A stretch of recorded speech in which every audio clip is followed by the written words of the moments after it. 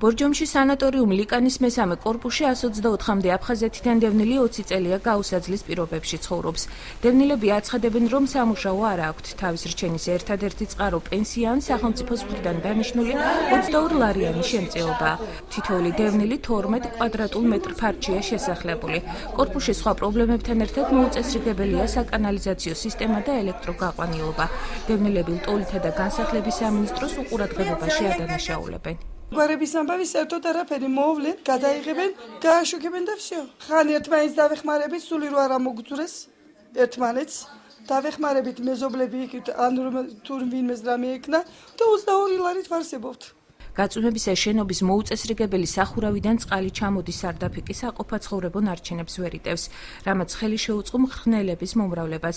ფართების სიმცირის გამო რამდენიმე ოჯახი კორპუსის აივანზე მოწყობილ ფიცრულში ცხოვრობს. რაც იყო კრაუტები და ყველაფერი სულ გაყიდეს და მისცეს.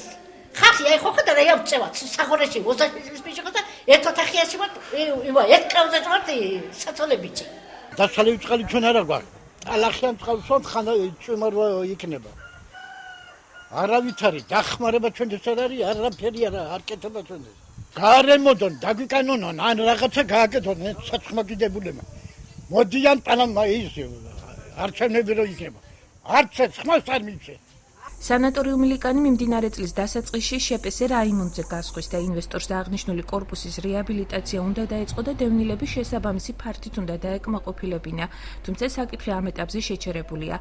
სანატორიუმის დირექტორის მოადგილე ჩვენთან საუბრისას აცხადებს, რომ დევნილთა და განსახლების სამინისტროს პრობლემის მოგვარებისთვის არაერთხელ მიმართა, თუმცა უშედეგოდ. ჯერ მივწერეთ ამათ სამინისტროს წერილებით, რომ ეს პრობლემა აქვს, ეს პრობლემა აქვს.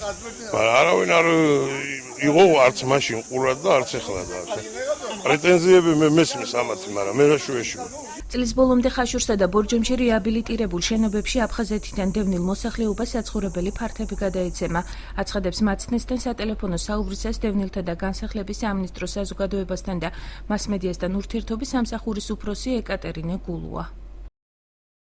სამინისტროს აღნიშნული საკითხი შესწავლილი აქვს. ჩვენი წარმომადგენლები გასულ კვირასაც იმყოფებოდნენ ლიკანში. ჩვენ წლის ბოლომდე ექნება რეაბილიტირებული შენობა, რეაბილიტირებული ბინები, რომელსაც შერთავაზებთ დევნილებს. ბორჯომში მცხოვრები დევნილები აცხადებენ, რომ მოთხოვნის დროულად დაუკმაყოფილებლობის შემთხვევაში შიმშილობის დაწყებას აპირებენ.